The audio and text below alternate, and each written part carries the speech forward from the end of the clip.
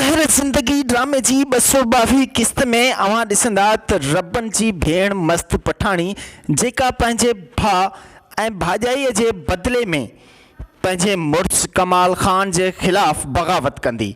जी हाँ नाज़रीन, ज़हर ज़िंदगी ड्रामे जी 222 किस्त में अवां ॾिसंदा जॾहिं तव्हां 221 किस्त में सीन ॾिठो हूंदो जंहिं सीन में वॉइस ओवर हुयो पठाणी जो त मां पंहिंजे भाउ ऐं भाॼाईअ जो बदिलो तोखां ज़रूरु वठंदुसि, तूं सिर्फ़ु हिकु दफ़ो मूंखे पंहिंजा राज़ ॿुधाए छॾ कमाल ख़ान। इन्ही सीन ॾिसण खां पोइ ज़ाहिर थिए थो त पठाणी चरी मस्त पठाणी जेका पंहिंजे भाइरनि जी दादली आहे। कंहिं बि सूरत में जॾहिं कमाल ख़ान जे वार जेतिरी विथी बि जेकॾहिं पठाणीअ खे ख़बर पई त पोइ पठाणी पंहिंजे भाउ रबन खे सॼी हक़ीक़त ॿुधाईंदी।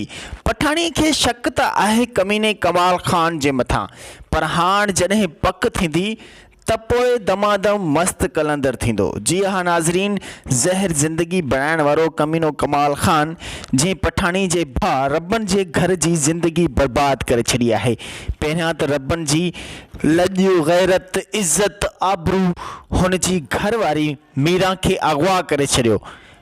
50 एपिसोड पूरा कमाल ख़ान मीरा जे मथां जानवर वारो सलूक रखियो, तशद्दुद कंदो रहियो ऐसी ताईं जेसि ताईं उहो पंहिंजो दिमाग़ी तवाज़ुन बि विसारे छॾियो।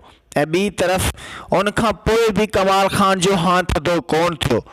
पोइ रबन जे भाउ राणे जे अॻियां सॼा ॾोह क़बूल त कया, पर राणे खे तेज़ाबी इंजेक्शन हणाए ज़हरीली इंजेक्शन हणण खां पोइ राणे खे बि अधु मौत मारे छॾियो आहे।